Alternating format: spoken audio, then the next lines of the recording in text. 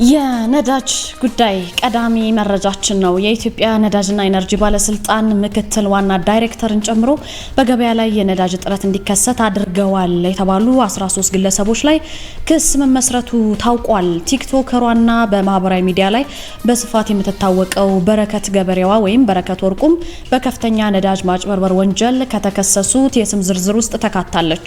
ቀዳሚ መረጃችን ነው። በትግራይ ክልል ማዕከላዊ ዞን ከሌሊቱ 10 ሰዓት በአድዋ ከተማ በከንቲባው መኖሪያ ቤት የእጅ ቦምብ መወርወሩ ተሰምቷል። ቦምቡ በሰውና በንብረት ላይ ያደረሰው ጉዳት የለም ነው የተባለው። የአድዋ ፖሊስ ምን አለ? በዜናችን ተሰማላችሁ። የደቡብ አፍሪካ ኢትዮጵያውያን ምን አሉ የሚለውና ያለን አሁንም ይውጡልን የሚሉ ሰልፎችና አልፎ አልፎ ጥቃቶች እንደቀጠሉ ናቸው ተብሏል። በደቡብ አፍሪካ ያሉ ኢትዮጵያውያን ስጋት ምን ይመስላል? ተሰማላችሁ። በእነ ኃይሌ ገብረስላሴና በእነ ዶክተር አሸብር ወልደ ጊዮርጊስ ኦሎምፒክ ኮሚቴ መካከል የነበረው የፍርድ ቤት ክርክር መዝገብ እንዲዘጋ ተወሰነበት። ለምን ተወሰነ? የምትሰሙት ጉዳይ ነው። በመጨረሻም የትግራይ ክልል የቀድሞ ምክር ቤት ስብሰባ በፕሬዝዳንትነት የተመረጡት ዶክተር ደብረጽዮን ገብረ ሚካኤል የሚመራው የካቢኔ ስብሰባ ማድረግ መጀመሩን ተከትሎ ሌተናንት ጄኔራል ታደሰ ወረደ ስልጣን በጉልበት እየተያዘ መሆኑን ገልጸዋል። የመጨረሻ መረጃችን ነው፣ ተመልክተነዋል። እንደምን ውላችኋል? አሃዱ ኒውስ ኤንድ ፖለቲክስ እናንተ የመረጃ ቻናል ነው። ከዚህ በመቀጠል ለጥቂት ደቂቃዎች ከኔ ጋር ቆይታ ታደርጋላችሁ። የተመረጡና ይወስኗችኋል ያልናቸው መረጃዎች እናደርሳለን። እኔ ናርዶስ አለማየሁ ነኝ። እንደተለመደው ሰብስክራይብ ማድረጋችሁ እንዳትረሱ። በቀጥታ ወደ መረጃዎቹ እንላፍ።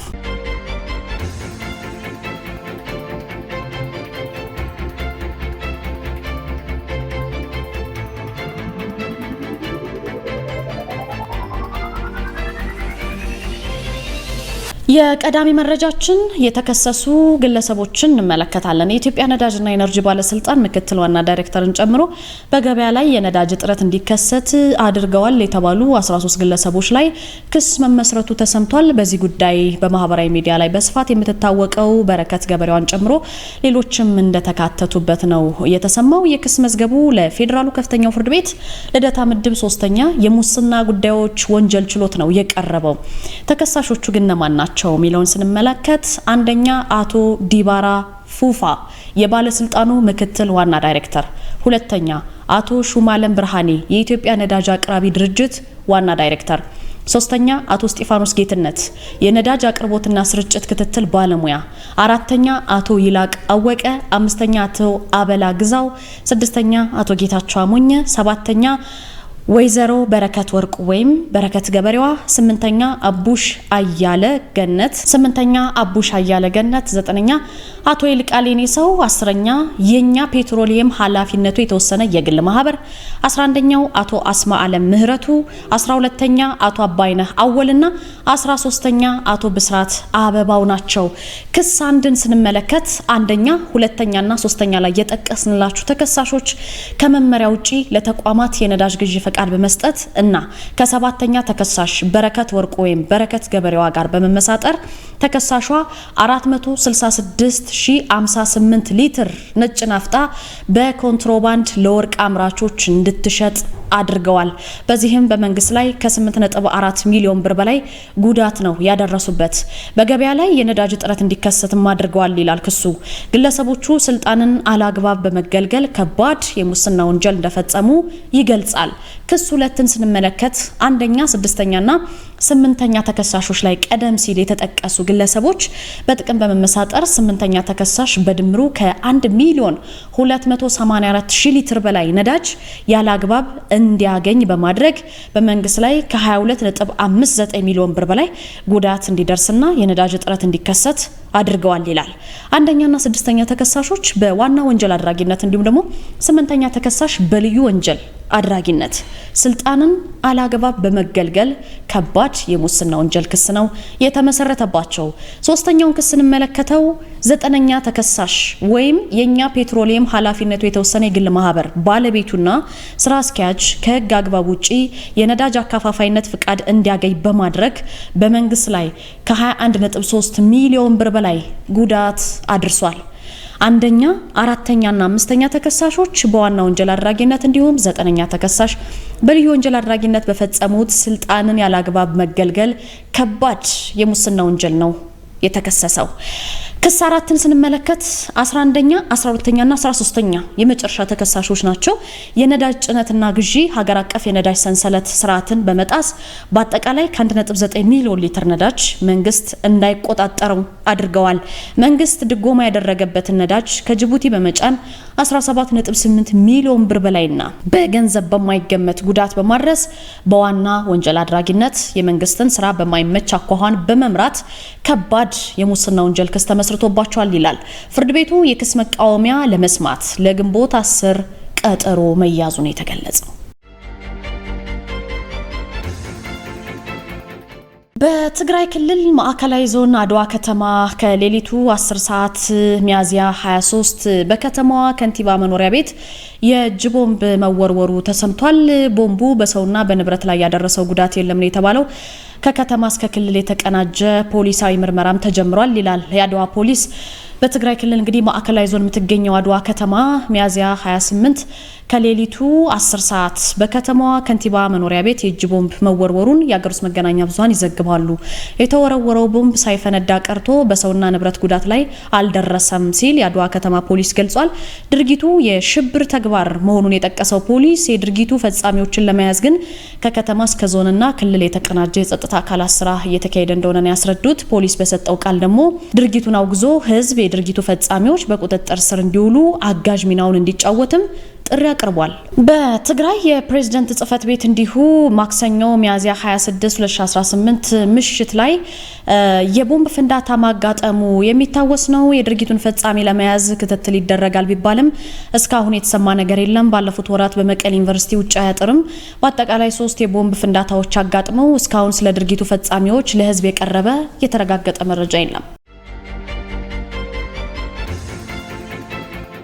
በደቡብ አፍሪካ ያሉ ኢትዮጵያውያን ጉዳይ አሳሳቢ ሆኗል። አሁንም ይውጡልን የሚሉ ሰልፎችና አልፎ አልፎ ጥቃቶች እንደቀጠሉ ናቸው ይላሉ በደቡብ አፍሪካ ያሉ ኢትዮጵያውያን። ከሰሞኑ ለእናንተም በተከታታይ ስናደርስ የነበረው በዛ አካባቢ ያለው የተለያዩ ሀገራት የመጡ ዜጎች ግድያን የሚመለከት ነው። በደቡብ አፍሪካ እንግዲህ በሌሎች ሀገራት ዜጎች ላይ የሚደርሱ ጥቃቶች መጠናቸው ቢቀንስም አሁንም ግን መቀጠላቸውን ኢትዮጵያውያን ይናገራሉ። ጥቃቱ እንደሰሞኑ ብዛት ያላቸው ዘራፊና ጥቂት ፈጻሚ ቡድኖች ይፈጽሙት እንደነበረው ባይሆንም ግን ውስጥ ለውስጥ ባሉ ሱቆች በሚገኙ የሌሎች ሀገራት ዜጎች ሱቆች ላይ ድንገተኛ ጥቃቶች እየተፈጸሙ ናቸው በደቡብ አፍሪካ ሲሉ ስማቸው እንዲጠቀስ ያልፈልጉ ለአመታት በዛው በደቡብ አፍሪካ ይኖሩ ኢትዮጵያውያን ተናግረዋል። ዛሬ ማለዳኛ በመኖርበት አካባቢም ጥቃት እንደሚፈጸሙ ተነግሮ አብዛኞቹ የሌሎች ሀገራት ዜጎች ሱቅ አልከፈቱም በመስጋት ሲሉም ቃላቸውን የሰጡ የጆሃንስበርግ ከተማ ነዋሪ ናቸው። የሀገሪቱ የጸጥታ ኃይልም በአካባቢዎቹ በብዛት ስለተሰማራ ምንም የከፋ ችግር አልተፈጠረም ብለዋል። አሁን ረገብ ማለቱን ሲገልጹ በዚህ አስቸጋሪ ወቅት እንግዲህ ከአማጽያኑ ጋር የሚያብሩና ማን ምን እንዳለው እኛ እንነግራቸዋለን የሚሉ ጨካኝ ኢትዮጵያውያንም አሉ ያሉት ደግሞ አንድ የመረጃ ምንጭ ናቸው። እኛ ወደ እናንተ እንዳይመጡ እናደርጋለን፣ ይህን ያክል ብር አስገቡ የሚሉም እንዳሉ ይገልጻሉ። ከቀናት በፊት በሀገሪቱ የሚኖሩ ኢትዮጵያውያን በራሳችን ኢትዮጵያውያን ወንድሞች ላይ የሚፈጸሙ የተጠኑ የቅጥር የነፍስ ግድያዎች ላይ በእስር ቤት ታስረው የሚገኙ ኢትዮጵያውያን ጭምር እጃቸው እንዳለበት መዘገቡ ይታወሳል። የሀገር ውስጥ መገናኛ ብዙሃን ዘግበውታል። ከሰሞኑም ሰልፍ አለ እየተባለ ባለፉት ቀናት የስራ ቦታዎችና ሱቆቻችንን አልከፈትንም ብለዋል ኢትዮጵያውያኑ።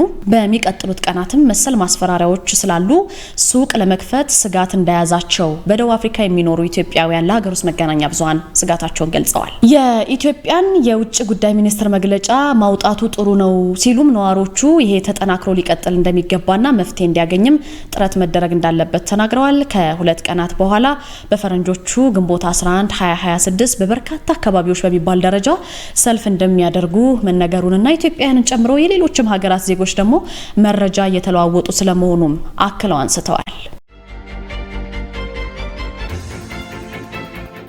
በእነ ኃይሌ ገብረስላሴና በእነ ዶክተር አሸብር ወልደ ጊዮርጊስ የኦሎምፒክ ኮሚቴ መካከል የነበረው የፍርድ ቤት ክርክር መዝገብ እንዲዘጋ መወሰኑን ሀትሪክ ዘግቧል። ከአንድ ዓመት በላይ የፈጀው በእነ ኃይሌ ገብረስላሴና በእነ ዶክተር አሸብር ወልደ ጊዮርጊስ ኦሎምፒክ ኮሚቴ መካከል የነበረው የፍርድ ቤት ክርክር እንዲዘጋ ተወስኗል። በእነ ኃይሌ ገብረስላሴና በዶክተር አሸብር ወልደ ጊዮርጊስ መካከል የተፈጠረ አለመግባባት በመደበኛ ፍርድ ቤት ላለፉት 2 ዓመታት ሲታይ መቆየቱን ታስታውሳላችሁ። በእነዚህ 2 ዓመታት ለሚጠጋ ጊዜ ጊዜ እነ ኃይሌ በፍርድ ቤት የኦሎምፒክ ማንኛውንም እንቅስቃሴ ሲያሳግዱ የነ ዶክተር አሸብር ኦሎምፒክ በበኩሉ እገዳውን ሲያስነሳ አመታትን የወሰደ ጉዳይ መሆኑ የሚታወስ ነው። አሁን እንግዲህ የተሰማው ጉዳይ ደግሞ በተለይ ከሃትሪክ ስፖርት ኦፊሻል ምንጮች የተገኙት መረጃዎች እንደሚያሳዩት ከሆነ ድሉ ወደነ ዶክተር አሸብር እንደሄደ ይጠቁማሉ። እነዚሁ መረጃዎች እንግዲህ የሁለቱን ወገኖች ክስ ሲመረምር የነበረው የኢፌድሪ የፌዴራሉ ከፍተኛው ፍርድ ቤት ልደታ ምድብ በዋለው ችሎት በሁለቱ ወገኖች መካከል የተከፈተው የክርክር መዝገብ እንዲዘጋና መዝገቡ ወደ መዝገብ ቤት እንዲመለስ ወይም እንዲዘጋ ውሳኔ አሳልፏል። እንደዚሁ ደግሞ የሃትሪክ ምንጮችም ከሆነ እንደገለጹት ደግሞ ከአንድ አመት በላይ ሲመረመር የነበረው ፍርድ ቤት ስፖርታዊ ጉዳዮች መፈታት ያለባቸው በስፖርቱ ህግና ደንቦች እንጂ በመደበኛ ፍርድ ቤቶች አይደለም በማለት የክርክር መዝገቡ እንዲዘጋ ውሳኔ መተላለፉና መዝገቡ ደግሞ ተዘግቶ ወደ መዝገብ ቤት እንዲመለስ የመጨረሻ ውሳኔ መሰጠቱንም ምንጮች ጨምረው ገልጸዋል። እንደተዘገበው ከሆነ በቅርቡም የቅዱስ ጊዮርጊስ ስፖርት ማህበር ከአስተዳደር ችግር ጋር በተያያዘ በተፈጠረ ችግር በደጋፊዎች ክስ ቢመሰረትም ጉዳዩ በሽምግልና ቢፈታም ጉዳዩን ወደ መደበኛ ፍርድ ቤት የወሰዱት ከሳሾች ጉዳያቸውን በስፖርቱ ህግ የማይፈቱና ክሱን የማያነሱ ከሆነ ፌዴሬሽኑ ራሱ ክለቡን አግዳለሁ ማለቱ አይዘነጋም። በዚህ መሰረት መዝገቡ እንዲዘጋ ተወስኗል። ወደ መጨረሻው ዜና ስናልፍ ትግራይ ክልል ከ6 ዓመት በፊት በተናጠል ባደረገው አወዛጋቢ ምርጫ የተቋቋመው ምክር ቤት በዚህ ሳምንት የክልሉ ፕሬዝዳንት አድርጎ የሾማቸው ዶክተር ደብረጽዮንን የመጀመሪያ የካቢኔ ስብሰባቸውን ዛሬ አርብ ሚያዝያ 30 ማካሄድ ጀምሯል። ምክር ቤቱ እንግዲህ ወደ ስራ እንዲመለስ ያደረገው ህዝባዊ ወያኔ ሓርነት ትግራይ ወይም ህወሓት ነው። ባወጣው መረጃ መሰረት የትግራይ መንግስትን ካቢኔ የመጀመሪያ ስብሰባውን ማካሄዱን አስታውቋል። ምክር ቤቱ በማክሰኞ ዕለቱ ስብሰባው ዶክተር ደብረጽዮን ስራ አስፈጻሚ ምክር ቤት ላይ አስፈላጊውን ማስተካከያ በማድረግ ስራቸውን እንዲያከናውኑ ውሳኔ ማስተላለፉን አስታውቋል። በጸደቀው የውሳኔ ሀሳብ መሰረት ግን የተሾሙት ፕሬዝዳንት ይህንን የሚያደርጉት ስራ አስፈጻሚው ምክር ቤት ላይ አስፈላጊውን ማስተካከያ በማድረግ ስራቸውን እየሰሩ እንዲቆዩ እስከ ቀጣዩ የምክር ቤት ጉባኤ ድረስ መሆኑንም ነው የተገለጸው። በህወሓት የፌስቡክ ገጽ ላይ የተጋሩ ምስሎች እንደሚያሳዩት ከሆነ ደግሞ በዚህ ስብሰባ ላይ የጊዜ አስተዳደሩ ምክትል ፕሬዝዳንት የሆኑት አማኑኤል አሰፋን ጨምሮ በሌተናንት ጄኔራል ታደሰ ካቢኔ አባላት የሆኑ ባለስልጣናት ተሳትፈዋል። ዶክተር ደብረጽዮን በምክር ቤቱ በፕሬዝዳንትነት የተሾሙት በፕሪቶሪያ ስምምነት መሰረት የተቋቋመውን ጊዜ አስተዳደር የሚመሩት ሌተናንት ጄኔራል ታደሰ ወረደ በስልጣን ላይ ባሉበት ወቅት ነው። ፌዴራል መንግስቱ የ2 ዓመቱን ጦርነት ያስቆመውን የግጭት ማቆም ስምምነት አፍርሷል በማለት የሚከሰው ህወሓት በዚህ የተነሳ ጊዜ አስተዳደሩ መፍረሱን ይናገራል። የፌዴራል መንግስትም እስካሁን ድረስ የህወሓት ውሳኔም ሆነ የክልሉ ምክር ቤት ወደ ስራ መመለሱን በተመለከተ በይፋ አስተያየት አልሰጠም።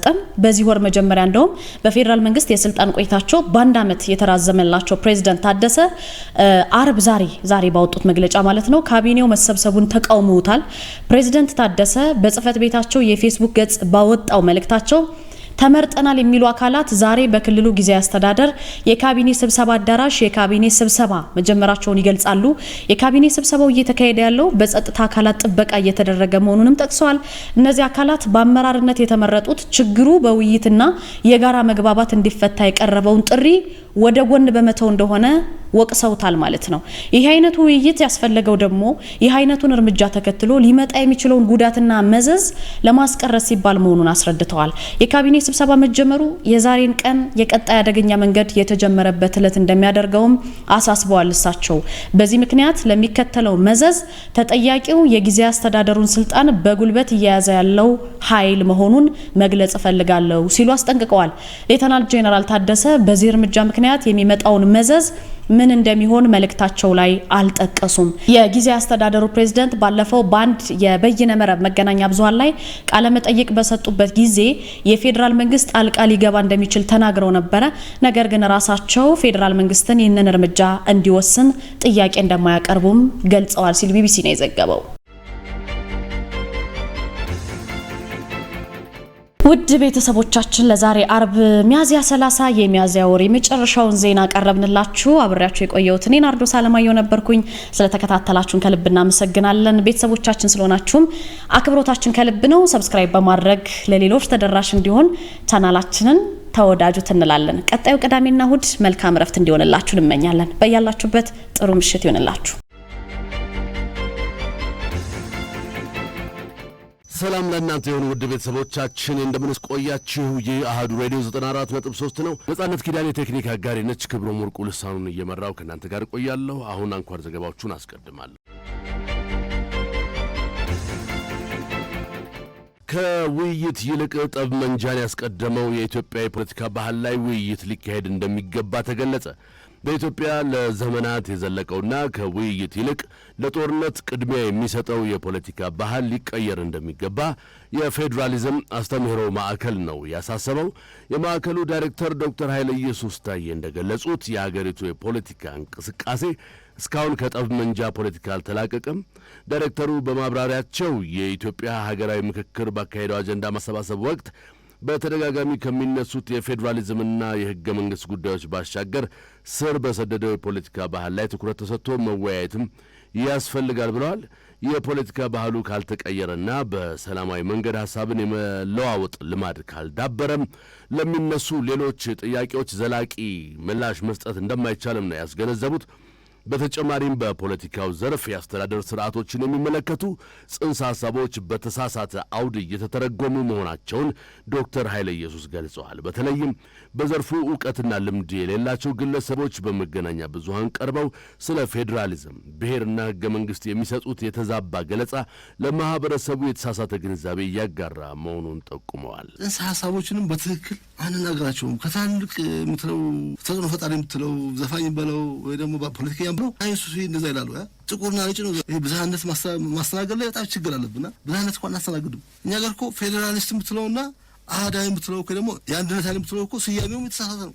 ስለ ራሱ ብቻ የሚያቀነቅነውን ፌዴራሊስት ነው አላ እንዴ ሊሆን ይችላል? ፌዴራሊስት ማለት እኮ ሁለቱን የያዘ ነው። ማን የራስ አስተዳደርም የጋራ አስተዳደርም የያዘ ነው ፌዴራሊስት የምትለው። እኛ ግን ስለ ራሱ ብቻ የሚያወራውን የፌዴራሊስት ኃይል ትለዋለህ አይደለም። እሱ አህዳዊ ነው ለኔ። ብሔር ምንድነው የሚለውን ዘር ምንድነው፣ ፌዴራሊዝም ምንድነው፣ ጎሳ ምንድነው፣ ጎሳ ነገድ ለምሳሌ ስላጣጣለው የሚጠፋ ይመስለዋል። አጣጣለው እኮ አይጠፋም ጉዳዩ። የፌዴራሊዝም አስተምህሮ ማዕከል ማህበረሰቡ ስለ ፌዴራሊዝምና ሕገ መንግሥታዊ ስርዓቱ ትክክለኛ ግንዛቤ እንዲኖረው የጥናትና የአስተምህሮ ስራዎችን እያከናወነ ይገኛል ያሉት ዶክተር ኃይለ ኢየሱስ ለሀገርና ለመጪው ትውልድ የሚበጀው ግለሰባዊ ፍላጎትን ከማስቀደም ይልቅ ቋሚ ስርዓት መገንባት መሆኑን አጽንኦት ሰጥተውበታል። በዓለም ታሪክም አሁን የበለጸገ የሚባለው ደረጃ ላይ የሚገኙት ሀገራት ይህንኑ የስርዓት ግንባታ ሂደት አልፈው አሁን ያዳበሩት ስርዓት ላይ የደረሱ መሆናቸውንም አስረድተዋል። ነጻነትና እኩልነት ኢሶዴፓና ወብን ፓርቲዎች የምርጫ ቦርድ የገንዘብ ድጋፍ ከምርጫው ስራዎች አንጻር በቂ እንዳልሆነ ተናገሩ። የኢትዮጵያ ሶሻል ዴሞክራሲ ፓርቲ ኢሶዴፓ፣ የወላይታ ብሔራዊ ንቅናቄ ወብን እንዲሁም ነጻነትና እኩልነት ፓርቲዎች በኢትዮጵያ ብሔራዊ ምርጫ ቦርድ ለሰባተኛው ጠቅላላ ምርጫ የተደረገላቸው የገንዘብ ድጋፍ ከምርጫ ስራዎች ስፋት አንጻር በቂ አለመሆናቸውን ተናግረዋል። ለተፎካካሪ የፖለቲካ ፓርቲዎች የተደረገውን የገንዘብ ድጋፍ አስመልክቶ ለአሃዱ ሬዲዮ አስተያየታቸውን ከሰጡ የፓርቲ ተወካዮች መካከል የኢትዮጵያ ሶሻል ዴሞክራሲ ፓርቲ ተቀዳሚ ሊቀመንበር ዶክተር ራሄል ባፌ ፓርቲያቸው በመጀመሪያ ዙር 800 ሺህ ብር መቀበሉን ጠቅሰው በ8 ክልሎችና በሁለት ከተማ አስተዳደሮች ለሚወዳደር ሀገራዊ ፓርቲ የተመደበው በጀት እጅግ አነስተኛ መሆኑን አስረድተዋል። በተለይም ከቅስቀሳ ስራዎች ጋር የተያያዙ የህትመት ወጪዎችን ለመሸፈን አሁን ያለው ድጋፍ በቂ አይደለም ብለዋል። 800 ሺህ ብር በአሁን ገበያ ምን ትሰራለች? ሊትለት ለማባዛ ብለን አልሸፈነንም። ኦኬ ባናርስ እንደዚህ አሁን በ8 ምርጫ ክልል 8 ክልልና 2 ከተማ አስተዳደሮች ላይ እንወዳደራለን። ለነዚህ ባነር ማሰሪያ 10 ሺህ እንኳን ለማዳረስ አይደርስም። እሺ ይቅር ለዛ አይሄድም ብለን ወደ ሊትሌት ማድረስ ስንሄድ ለሱም አይሸፍንም። ግን አስተዳደራዊ ነገሮችን እነዚህ መስመቶች ላይ ደግሞ መደጎሚያ እንደዚህ እንጂ ለምርጫ ቅስቀሳ የሚሆን ነገር አይደለም ነው ትርፉ። ሀገር አቀፍ ፓርቲዎች ባህር ላይ ጠብ በምታደርገው ጠብታ ስለሆነ ለምንም አይሆንም እና ይሄን ይመስላል። ስፔሲፊካሊ አማውንቱን ጭምር አስበው በገበያ ላይ ማለት ያንተ 800 ሺህ ነው በቃ። የወላይታ ብሔራዊ ንቅናቄ ወብን ሊቀመንበር አቶ አማኑኤል ሞጊሶ በበኩላቸው የተቀበሉትን የገንዘብ መጠን በይፋ ባይገልጹም ድጋፉ አነስተኛ ነው ይላሉ። አቶ አማኑኤል አሁን ባለው የነዳጅ እጥረትና የዋጋ ንረት ምክንያት በተሽከርካሪ የተዟዟሩ የምረጡ ቅስቀሳ ለማካሄድ ከፍተኛ ወጪ እንደሚጠይቅ ጠቅሰው ይህንኑ ቅሬታቸውን ለቦርዱ ማቅረባቸውን ተናግረዋል። በአሁኑ ሰዓት ከዚህ በፊት እኛ መኪና በቅጥታ የምንሰራው አሁን ከነዳጅ ጋር በተያያዘ አይደለም ለመኪና ሞተር በራሱ ማለት ነው ሞተር ራሱ ትግራይ በጣም ከአቅም በላይ ነው። ስለዚህ ከነዳጅ ዋጋ ጋር በተያያዘ በተለይ ቅስቀሳ ማለት ወደ መኪና ነው የሚሄደው። አሁን ምርጫ ቦርድ የሰጠው የሌሎች ፓርቲዎችም የገለጹት ትክክል ነው። አሁን የተሰጠን ብር አሁኑ ከነዳጅ ዋጋ አንጻር በጣም ያንሰናል እና ምርጫ ቦርድ ይህንን ያስብበት ምን ማስቻለ የፓርቲዎች ሲያረግ ሊሰረት ያዘ ነው። በተመሳሳይ የነጻነትና እኩልነት ፓርቲ የምርጫ ጉዳዮች ኃላፊ አቶ ከማል ሰኢድ ፓርቲያቸው 1.8 ሚሊዮን ብር ገደማ ቢቀበልም መጠኑ ለምርጫ ስራ እጅግ በጣም ትንሽ ነው ሲሉ ገልጸውታል። እስካሁን እኛ ጋር 1,750,000 እንደዚህ አካባቢ ነገር ከፍለዋል። ግን የምርጫ ቅስቀሳ ስራ በተለይ እንደኛ አይነት ሀገር አቀፍ ለሆነ ፓርቲ 11ም ክልሎችና በሁለቱም ከተማ አስተዳደሮች ለሚንቀሳቀስ ሀገር አቀፍ ፓርቲ የሚያስፈልገው ገንዘብ እጅግ በጣም ብዙ ነው። ነጻ አየር ሰዓቱን ለመጠቀም ፕሮዳክሽን ማሰራት ይኖርብሃል። ፕሮፌሽናል የሆነ ቪዲዮ፣ ኦዲዮ፣ ለሬዲዮ፣ ለቴሌቪዥን፣ ለጋዜጣ። ሌላው ደግሞ በጣም ገንዘብ የሚፈልገው ከተማ ውስጥ ወጥተህ መኪና ተከራይተህ ፊልም ሞቢላይዝ አድርገህ ህዝብ መቀስቀስ በየቦታው እጅግ በጣም ብዙ ገንዘብ ነው የሚፈልገው። የገንዘብ ውስንነት አለ እኛ ጋር ብቻ ሳይሆን ሁሉም ጋር ማለት ነው። ምርጫ ቦርድ በኢትዮጵያ የምርጫ የፖለቲካ ፓርቲዎች ምዝገባና የምርጫ ስነ ምግባር አዋጅ መሰረት በመንግስት የሚሰጥ የገንዘብ ድጋፍ የማስተዳደርና የማከፋፈል ኃላፊነት ያለበት ሲሆን ድጋፉን የሚሰጠው ፓርቲዎች በሚያቀርቧቸው እጩዎች ብዛትና በሌሎች መመዘኛዎች ላይ ተመስርቶ ነው። ይሁን እንጂ ተፎካካሪ ፓርቲዎች ያለው የገበያ ሁኔታና የምርጫ እንቅስቃሴው የሚጠይቀው ወጪ ከቦርዱ ድጋፍ ጋር እንደማይመጣጠን በተደጋጋሚ በመግለጽ ላይ ይገኛሉ። ስጋ ወደ ውጭ መላክ የሚያስችል ዘመናዊ ቄራ ለመገንባት የዲዛይንና መሬት ዝግጅት ስራዎች እየተጠናቀቁ መሆናቸው ተገለጸ። የአዲስ አበባ ቄራዎች ድርጅት የስጋ ውጤቶችን ወደ ውጭ አገር ለመላክ የሚያስችለውን ዘመናዊ ቄራ ለመገንባት የሚያስፈልጉ የዲዛይንና የመሬት ዝግጅት ስራዎችን እያጠናቀቀ መሆኑን አስታውቋል። አዲሱ የግንባታ ፕሮጀክት በ2019 ዓ.ም ወደ ስራ እንደሚገባ የድርጅቱ ዋና ስራ አስኪያጅ አቶ ሙሉነህ ደሳለኝ ለአሃዱ ሬዲዮ ገልጸዋል። ድርጅቱ በአሁኑ ወቅት አገልግሎት እየሰጠ የሚገኝ ቢሆንም ነባሩ ተቋም የከተማዋን እድገትና ዓለም አቀፍ የስጋ ኤክስፖርት መስፈርትን የማያሟላ መሆኑ ተጠቅሷል። ይህን ችግር ለመፍታትም በንፋስ ስልክ ላፍቶ ክፍለ ከተማ ሀና ማርያም አካባቢ ለግንባታ የሚሆን መሬት ተረክቦ የፕላንና የዲዛይን ስራዎችን ማጠናቀቁን ዋና ስራ አስኪያጁ አብራርተዋል።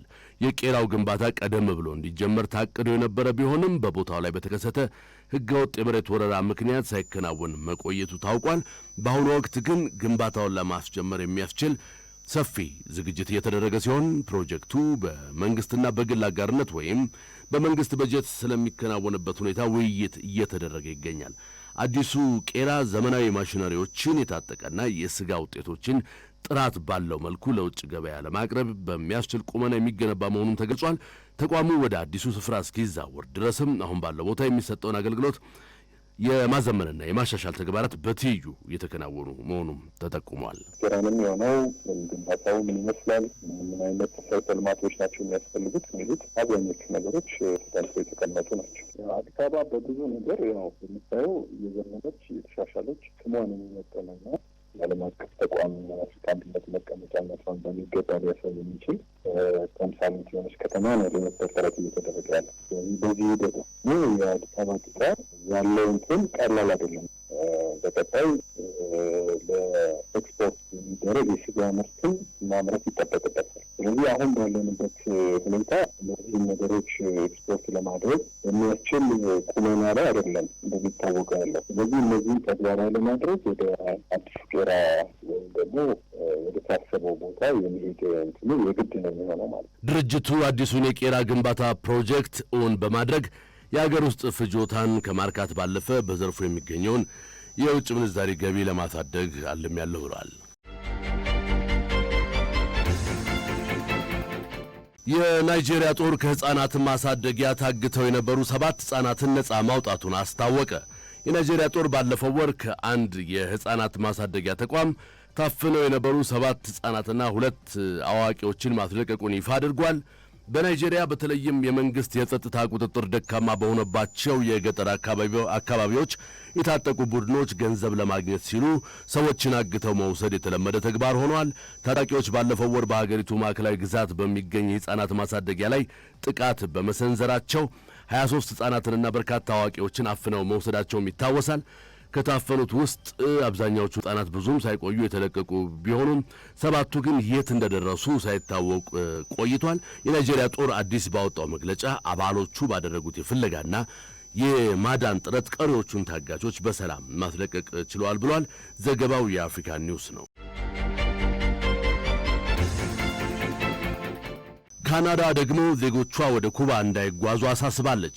የካናዳ መንግስት በኩባ እየተባባሰ የመጣውን የነዳጅ የኤሌክትሪክና የመሠረታዊ ቁሳቁስ እጥረት ተከትሎ ዜጎቹ ወደ ሀገሪቱ የሚያደርጉትን አስፈላጊ ያልሆነ ጉዞ እንዲያቆሙ የአስቸኳይ ጉዞ ማሳሰቢያ አውጥቷል። የካናዳ የውጭ ጉዳይ ሚኒስቴር እንደገለጸው በኩባ በአሁኑ ወቅት ከፍተኛ የነዳጅ፣ የኤሌክትሪክ፣ የምግብ፣ የንጹህ መጠጥ ውሃና የመድኃኒት እጥረት መከሰቱን ገልጿል። ይህ ችግር በሀገሪቱ የቱሪስት መዳረሻዎችና የመዝናኛ ስፍራዎች ላይ የሚሰጡ አገልግሎቶችን በእጅጉ እያስተጓጎለ መሆኑም ነው የተገለጸው። በተለይም የነዳጅ አቅርቦት እጥረት በመከሰቱ ምክንያት የየብስ ትራንስፖርት እንቅስቃሴ አስቀድሞ ለመገመት በሚያስቸግር ሁኔታ ሊቋረጥ እንደሚችልና ይህም በቱሪስቶች እንቅስቃሴ ላይ ከፍተኛ ጫና እንደሚፈጥር አስታውቋል። ሁሉም የካናዳ አየር መንገዶች ወደ ኩባ የሚያደርጓቸውን በረራዎች ለጊዜው ማቋረጣቸው የተገለጸ ሲሆን በአሁኑ ወቅት የሚገኙ ውስን ዓለም አቀፍ የበረራ አማራጮችም በማንኛውም ሰዓት ሊቋረጡ እንደሚችሉ ነው ያስጠነቀቀው። የካናዳ መንግስት በኩባ የሚገኙ ዜጎቹ የበረራ አማራጮች ባሉበት በአሁኑ ወቅት ሀገሪቱን ለቀው እንዲወጡም ጥሪ አቅርበዋል ሲል የዘገበው አናዶሉ ነው።